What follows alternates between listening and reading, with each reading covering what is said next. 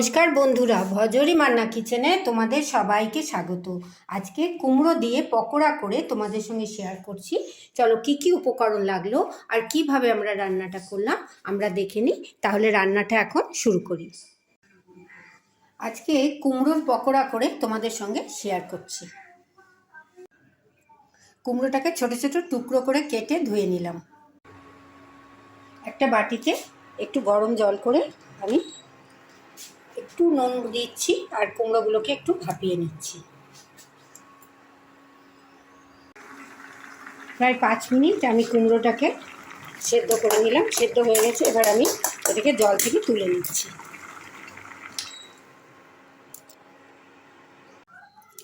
কুমড়োটাকে বাটির থেকে একটা প্লেটে নিয়ে আমি একটু চটকে নিলাম। সেদ্ধ কুমড়োটাকে স্ম্যাশ করে নিলাম।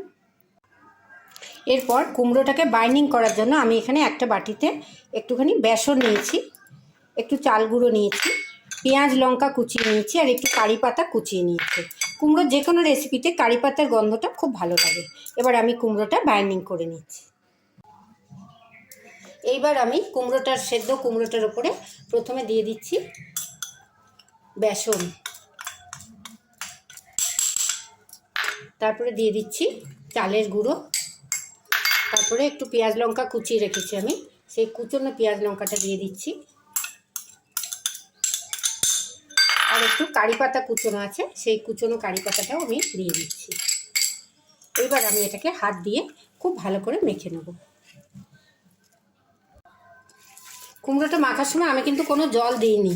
কুমড়োতে যে জল ছিল সেই জলেই আমি টাইট করে এটা মেখে নিলাম। বেশি জল জলে হলে পকোড়াগুলো ভালো হবে না, খাস্তাও হবে না।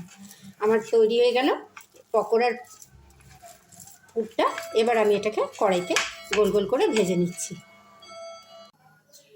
এরপর আমি গ্যাসের মধ্যে একটা কড়াই বসিয়ে দিয়েছি।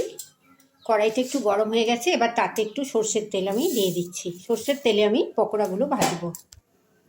তেলটাও গরম হয়ে গেছে। কড়াইয়ের তেলটা যখন গরম হয়ে গেছে তখন আমি এখান থেকে ছোট্ট ছোট্ট করে গোল গোল করে কুমড়োর পকোড়াগুলো ভেজে নিচ্ছি।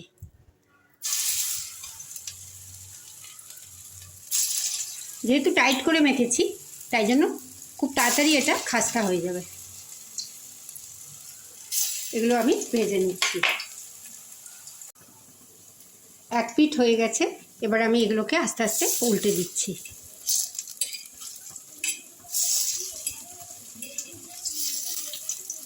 খুব খাস্তা হয়েছে, চাল গুঁড়ো আছে, বেসন আছে, পেঁয়াজ লঙ্কা, খুব টেস্টি হয় এই পকোড়াগুলো খেতে।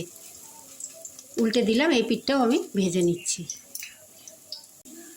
পকোড়াগুলো আমার ভালো করে ওলট পালট করে ভাজা হয়ে গেছে, দুদিকেই ভাজা ভাজা হয়ে গেছে। এবার আমি এগুলোকে একটা প্লেটে তুলে নিচ্ছি।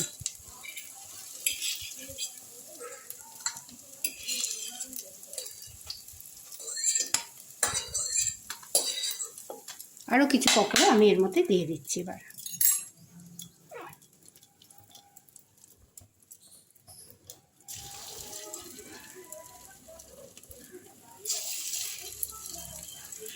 এই পকোড়াগুলো তোমরা ভাতের সঙ্গে ডালের সঙ্গে খেতে পারো। কুমড়োর তরকারি বা কুমড়োর ছেচকি তো অনেক খেয়েছো, কুমড়োর এরকম বড়া করে তোমরা একবার খেয়ে দেখো, খুব ভালো লাগে খেতে। ডালের সঙ্গে খেয়ে দেখলে খুব ভালো লাগে। এগুলোও আমি ভেজে নিচ্ছি। বাকি কুমড়োর পকোড়াগুলোও আমার ভাজা হয়ে গেছে, এগুলোও আমি এবার তুলে নিচ্ছি।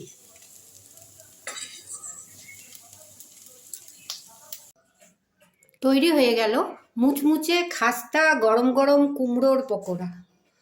খুব উপাদেয় এবং খুব খেতে ভালো লাগে। অনেক সময় বাচ্চারা খেতে চায় না কুমড়ো, এইভাবে করলে বাচ্চারাও খেয়ে নেবে, বয়স্কদেরও খুব ভালো লাগবে। এটা তোমরা ডাল দিয়ে ভাত ডালের সঙ্গে পকোড়া খেতে পারো, আবার চায়ের সঙ্গে হিসেবেও খেতে পারো গরম গরম। যদি আমার ভিডিওটা তোমাদের ভালো লাগে অনেক লাইক শেয়ার কমেন্ট করো, সাবস্ক্রাইব করে বেল আইকন প্রেস করো, যাতে আমার নিত্য নতুন সমস্ত রান্নার রেসিপি তোমরা সবার আগে দেখতে পাও। সবাই খুব ভালো থেকো, সুস্থ থেকো, সাবধানে থেকো। ধন্যবাদ। আবার দেখা হবে পরবর্তী কোনো নতুন ভিডিও নিয়ে।